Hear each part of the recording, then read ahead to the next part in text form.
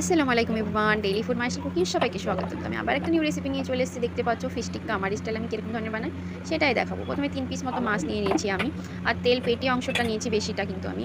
আর তারপর দেবো নুন আর হলুদ, আর এটা দিয়ে ঢাকা দিয়ে আমি এটা সিদ্ধ বসাতে দেবো। আর মাশাআল্লাহ এত স্বাদ হয় এই রেসিপিটা, যতক্ষণ বানিয়ে না খাবে তত প্রুফ পাবে না।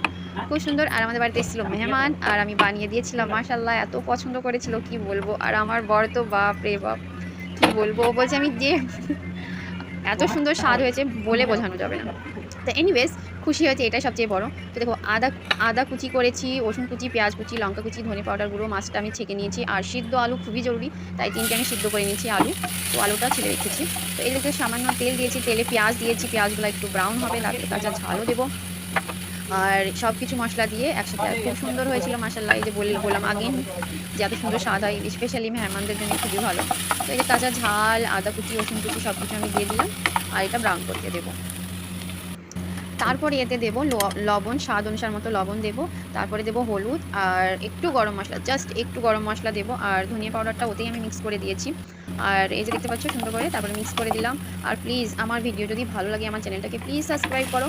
আর যে মাছের অংশটা দেখতে পাচ্ছ সেটা কিন্তু আমি কাটাটা হাতে বেছে ফেলে দিয়েছি, একটাও কাটার অংশ নিয়ে, আর আলুটাও হাতে ম্যাশ করেছি। আর দেখো আমি দিয়ে দিলাম বেসন অল্প, ওটা ঠিক করার জন্য। আর একটা ডিম নিয়েছি। আর কে বলে ব্রেড ক্রামস কিনতে হবে এবং বাড়িতে বানাতে হবে ঝটপটে, একদম ঝটপটে তৈরি করার জন্য আমি কিন্তু টোস্ট কিনে আনলাম, ব্রেডের যে টোস্ট চা দিয়ে খাই। এই যে দেখতে পাচ্ছ হাতে আমি মুড়িয়ে একদম। আরে ভাই, আমরা তো আমাদের মধ্যবিত্ত ফ্যামিলিতে আমরা সব কিছু জোগাড় করতে পারি কিন্তু। তো এই যে দেখতে পাচ্ছ আমি ব্রেড ক্রামস কীরকম তাড়াতাড়ি বাড়িতে বানিয়ে ফেলাম টোস্ট কিনে এনে। ব্রেড ক্রামস রেডি, একটা ডিমও রেডি। আর এই যে দেখতে পাচ্ছ সব কিছু আমার রেডি। তারপরে এই যে এরকম করে একটা বানিয়ে দেখাচ্ছি জাস্ট।